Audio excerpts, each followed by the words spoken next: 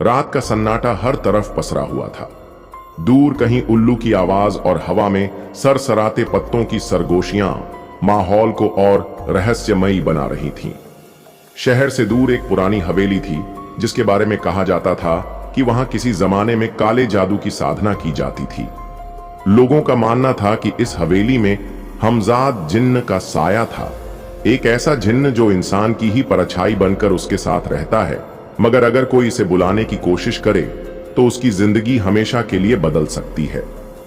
राशिद, जो कि पुरानी रहस्यमयी चीजों में गहरी दिलचस्पी रखता था, इस हवेली के बारे में सुनकर बहुत उत्साहित था।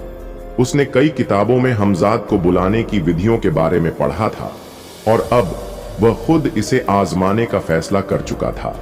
राशिद ने अपने कुछ खास दोस्तों को इस बारे में बताया, मगर कोई भी उसके साथ जाने को तैयार नहीं हुआ। सबने उसे समझाया कि यह महज एक वहम है, लेकिन उसकी जिज्ञासा किसी की भी बात से कम नहीं हुई।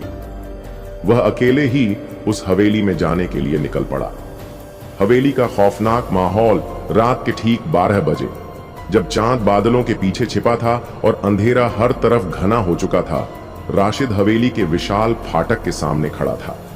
हवेली की दीवारें जर्जर हो चुकी थीं, मगर उनमें एक अजीब सी रहस्यमयी ताकत थी जो किसी को भी अंदर जाने से रोकने के लिए काफी थी।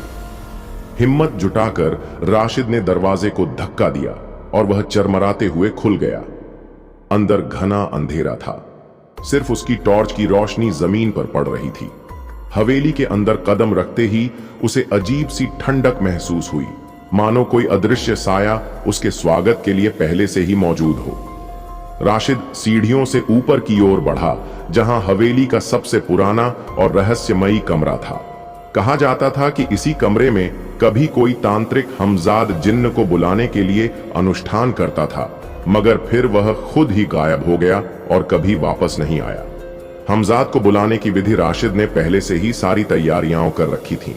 उसने कमरे के बीच में बैठकर एक विशेष मंत्र पढ़ना शुरू किया, जिसे उसने एक दुर्लभ किताब में पढ़ा था। धीरे धीरे माहौल बदलने लगा। हवा तेज होने लगी, जैसे किसी ने पूरे कमरे को एक अदृश्य ताकत से घेर लिया हो। राशिद को लगा कि वह किसी और ही दुनिया में प्रवेश कर रहा है। अचानक कमरे के कोनों से फुसफुसाहटें सुनाई देने लगीं।